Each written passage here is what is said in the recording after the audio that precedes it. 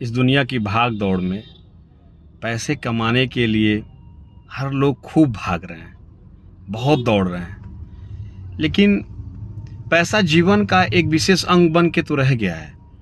उसके साथ, पैसे के साथ नाम कमाना, इज्जत कमाना बहुत बड़ी बात है।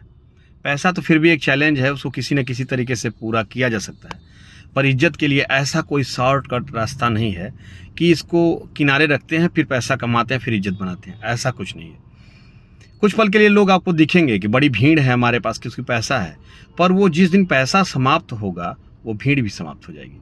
लेकिन अगर आप इज्जत, प्रतिष्ठा, मान सम्मान के साथ पैसा कमाते हैं तो वो अस्थाई पैसा रहेगा।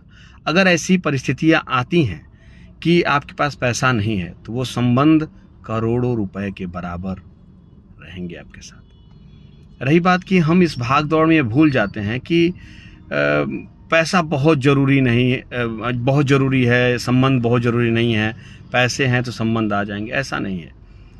एक बार चले गए तो वो नहीं आते हैं, आते नहीं हैं, आए भी तो ठहरते नहीं हैं।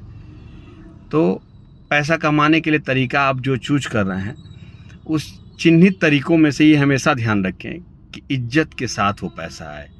अभी आप IAS हो जाइए, IPS हो जाइए, तो आपके साथ तो पैसा आ ही रहे हैं, फिर भी आपके माँ बाप के मान सम्मान में जो बढ़ोतरी होगी, आपके तमाम रिलेशन में जो संबंधों में बढ़ोतरी होगी, जो आपको लोग अपना आइडियल मांग के काम करना चाहेंगे, आपका बोलना बैठना, आपसे बहुत कुछ सीखने को मिलेगा, क्योंकि आप IAS IPS हैं।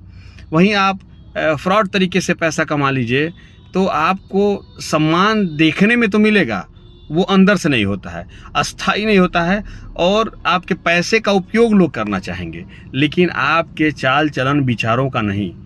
तो आप विचारों के साथ, अपने संस्कार के साथ, अपनी इज्जत प्रतिष्ठा में आप अस्थायी रूप से रहेंगे तो आप अपने माँ बाप, अपने रिलेशन, अपने सारे संबंध, मित्रों के इज्जत प्रतिष्ठा में भी इजाफा करेंगे।